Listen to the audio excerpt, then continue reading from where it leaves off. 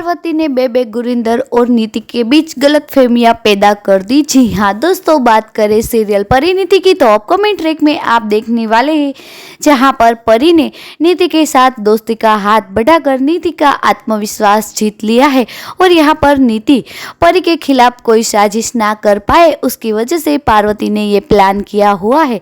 तब यहाँ पर गुरविंदर को बेबे धक्का देती है और कहती है कि चल यहाँ से निकल, तुम्हारी इस घर में कोई ज़रूरत नहीं है। तब यहाँ पर गुरविंदर बेबे से कहती है कि मैं तुम्हारी उम्र का लिहाज करती हूँ, उसका मतलब ये नहीं कि तुम मेरे साथ बदतमीजियाँ करो। ये सारी बातें परी देख रही है और उसे लगता है कि प्लान सही दिशा में जा रहा है। और यहाँ पर बेबे गुरविंदर से कहती है कि तुम नीति को मेरे खिलाफ भड़का रही थी ना, अब देख मैं तुम्हारे साथ क्या करती हूँ। ये बात सुनकर परी को काफी मजा आ रहा है और काफी खुश हो रही है।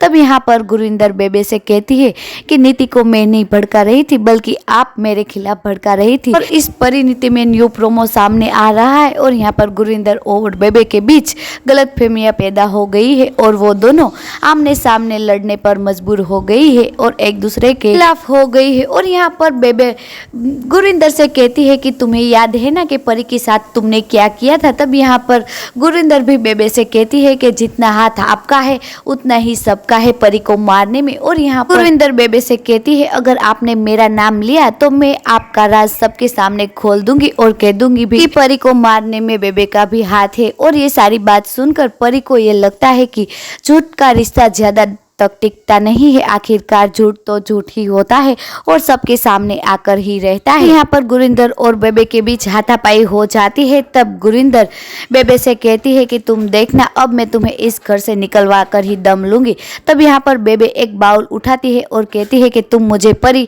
समझने की भूल मत करना। दोस्तों उसी बीच राजीव भी चलने वाला है एक बहुत बड़ी चाल। जी हाँ दोस्तों, यहाँ पर आपको बता दे कि यहाँ पर राजीव प्रपोज करने वाला है नीति को परी के सामने, क्योंकि यहाँ पर राजीव को ये लगता है कि अगर ये मेरी परी होगी तो अपने प्यार को कुर्बान होने नहीं देगी और अपनी सच्चाई सबके सामने खोल देगी कि वो परी है। यहाँ पर परी को राजीव के ऊपर शक होता है कि क्या राजीव को मेरी असलियत का पता चल गया है, क्या वो उसी की वजह से ये सारी बातें नहीं बोल रहा है ना, कि मैं राजीव के बहकावे में आकर अपनी सच्चाई सबके सामने उगल दूं। तो दोस्तों इस पूरी अपडेट को लेकर आप क्या कहना चाहते हैं कि पार्वती की सच्चाई सबके सामने आनी चाहिए या फिर नहीं, और क्या राजीव को नीति के साथ शादी करनी चाहिए या फिर परी के साथ?